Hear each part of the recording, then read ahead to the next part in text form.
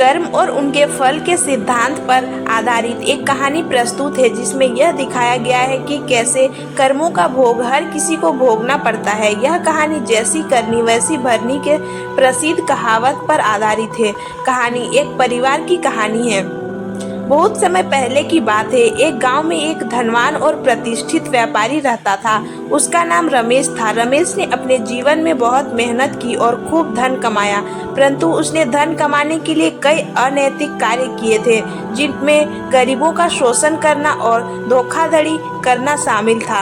रमेश की एक पत्नी, एक बेटा और एक बेटी थी। उसकी पत्नी सविता बहुत धार्मिक और दयालु महिला थी। वह हमेशा अपने बच्चों को सच्चाई और ईमानदारी के मार्ग पर चलने की शिक्षा देती थी।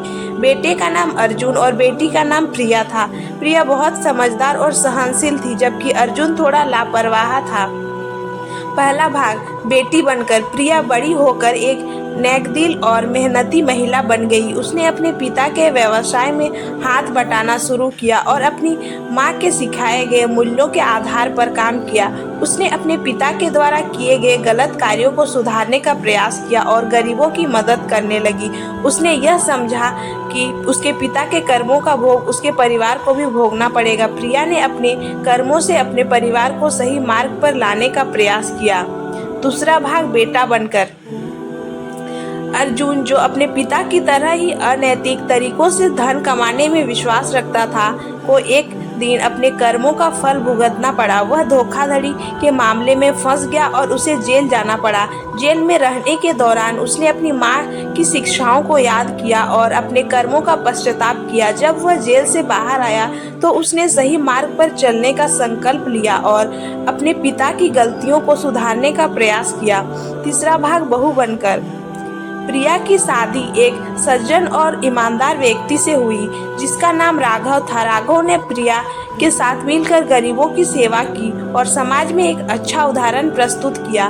उसने प्रिया के परिवार को समझाया कि कर्मों का भोग हर किसी को भोगना पड़ता है, और उन्होंने मिलकर अपने परिवार की प्रतिष्ठा को फिर से स्थापित किया। चौथा भाग। दामाद बनकर। अर्जुन की शादी भी एक नेकदिल और धार्मिक लड़की से हुई, जिसका नाम सुमन था। सुमन ने अर्जुन को सही मार्ग पर चलने में मदद की और उसे एक पिता के गलत कार्यों से होने वाले परिणामों को समझाया।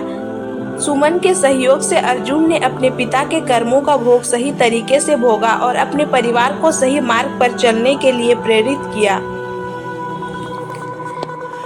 निष्कर्ष। इस कहानी से यह स्पष्ट होता है कि जैसी करनी वैसी भरनी कहावत सही है। हर किसी को अपने कर्मों का भोग भोगना पड़ता है, चाहे वह बेटी बनकर हो, बेटा बनकर हो, बहू बनकर हो या दामाद बनकर हो। इस कहानी से हमें यह सीखने को मिलता है कि सही और नेक कार्य करना ही जीवन का सही मार्ग है, और अंततः यही हमारे परिवार और समाज को सही दिशा में ले जाता है।